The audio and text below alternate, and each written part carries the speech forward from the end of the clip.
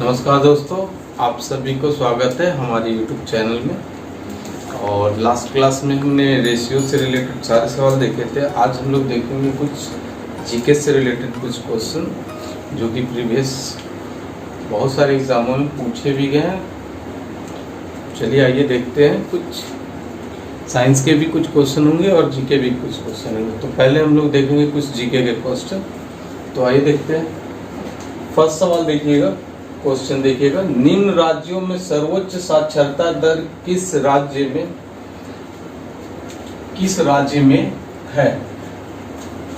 तो ऑप्शंस जो दिए हुए हैं वो है उड़ीसा, पंजाब और महाराष्ट्र और मिजोरम। तो हम लोग जानते हैं कि सबसे ज्यादा जो साक्षरता दर है वो किसमें है? तो केरल की है। कितनी है? 94%। लेकिन ये तो दिया नहीं है।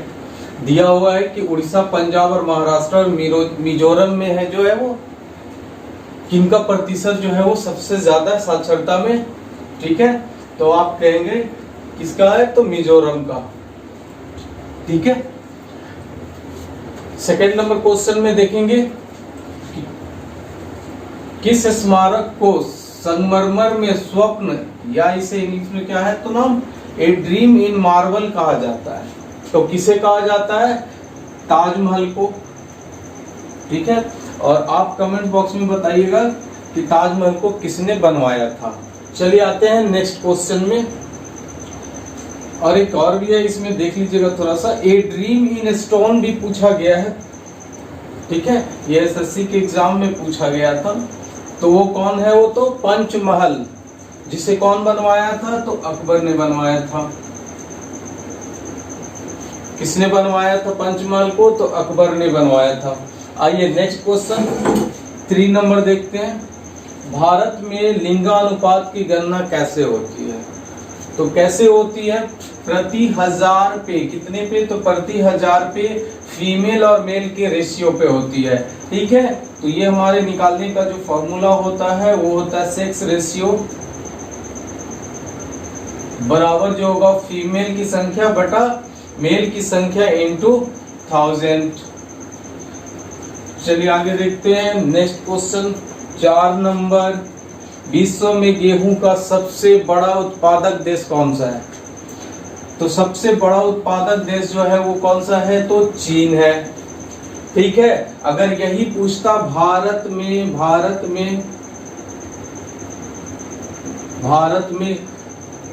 गेहूं का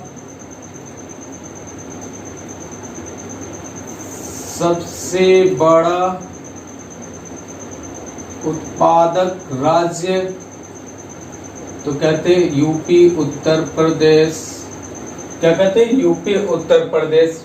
ठीक है, तो कुछ क्रम को भी याद रखेंगे। जैसे कि अगर पूछा गया है कि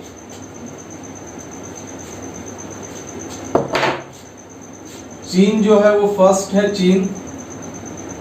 सेकेंड कौन है? तो अपना Bharat. Third number USA. Fourth number जो होगा वो रसिया। कम से कम 3 ही 4 ये याद रखेंगे। हो सकता है कि चीन ना दे के ये दे दे। ठीक है, नेक्स्ट क्वेश्चन में आते हैं 5th नंबर में। ग्रेट बैरियर रीफ कहाँ स्थित है? तो कहाँ स्थित है? तो कहेंगे प्रशांत महासागर में। ठीक है, नेक्स्ट क्वेश्चन में आइए। किस राज्य में मानस टाइगर रिजर्व जो है वो स्थित है? तो आपका ऑप्शन एमपी, यूपी और असम। एमपी, यूपी और असम। तो कौन सा होगा? तो आपका आंसर होगा असम में जो है वो आपका मानस टाइगर रिजर्व जो है वो स्थित है। चलिए नेक्स्ट नंबर क्वेश्चन देखते हैं 7th नंबर। 7th में बोला है कि अत्यधिक स्वर्ण भंडार के लिए प्रसिद्ध मरुस्थल जो है वो पूरे देश में कहां पे है? ठीक है, तो पूरे देश में जो है वो ऑप्शन दिया हुआ है अरब मरुस्थल, मंगोलिया का, थार का, अटाकामा जो साउथ यूएसए में पाया जाता है वहां पे क्या है? तो सबसे ज्यादा स्वर्ण भंडार पाया गया था। ठीक है ना। नेक्स्ट जो है वो 8 नंबर क्वेश्चन में आते हैं। क्वेश्चन नंबर 8, क्वेश्चन नंबर 8 है आरबीआई का लेखा वर्ष, लेखावत वित्त वर्ष जिसे हम लोग बोलते हैं, कौन सा है? तो एक ऑप्शन दिया हुआ है अप्रैल से मार्च, सेकेंड जुलाई टू जून, अक्टूबर सितंबर, जनवरी दिसंबर। तो कौन सा होता है आरबीआई का लेखा वर्ष? तो जुलाई से जून। ठीक है, आइए अब देखते हैं साइंस के कुछ क्वेश्चंस जो आपके आने वाले एग्जाम के लिए बहुत इंपॉर्टेंट हो सकते हैं। देखिए फर्स्ट नंबर है आंसू ग्रंथि कहाँ स्थित होती है? आंसू ग्रंथि कहाँ स्थित होती है? तो नेत्र गुहा, जिसे हम लोग क्या कहते हैं, आई कैविटी, आई कैविटी। ठीक है ना, नेत्र गुहा, आई कैविटी। अगला है अम्लीय वर्षा है। अम्लीय वर्षा क्या होती है? तो हमें याद रखेंगे हम लोग SO2 सल्फर और नाइट्रोजन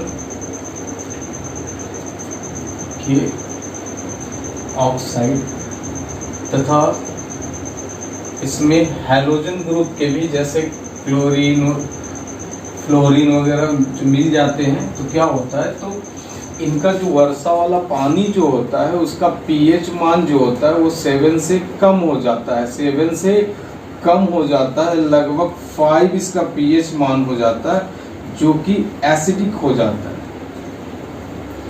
इसी को हम लोग क्या कहते हैं, अम्लीय वर्षा के रूप में हम लोग जानते हैं। चलिए नेक्स्ट क्वेश्चन देखते हैं। कार्बन मोनोऑक्साइड प्रदूषक है, ठीक है ना। तो ये प्रदूषक क्यों है?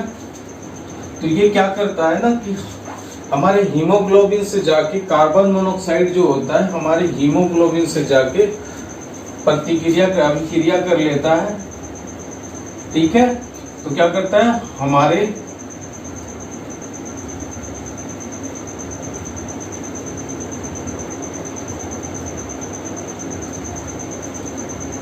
शरीर के हीमोग्लोबिन के साथ अभिक्रिया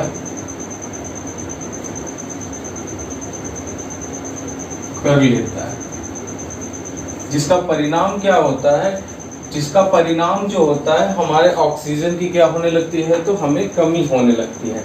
इसलिए क्या है, तो प्रदूषक के रूप में माना गया है। चलिए नेक्स्ट देखते हैं, ऑक्सीजन का आविष्कार किसने किया था? तो ऑक्सीजन का आविष्कार जो कितना था, 2 ही ऑप्शन है आपके पास। तो आविष्कार जब पूछा जाएगा तो बोलेंगे हम लोग कार्ल विल्हेम शीले ने किया था 1771 में। लेकिन इसका जो नाम, ऑक्सीजन का नाम जो दिया था वो किसने दिया था, तो लेबोजियर ने दिया था 1777 ईस्वी में। ठीक है, चलिए लास्ट क्वेश्चन देखते हैं। तड़ित चालक का आविष्कार किसने किया था? तो तड़ित चालक का आविष्कार किसने किया था, तो बेंजामिन फ्रैंकलिन ने किया था।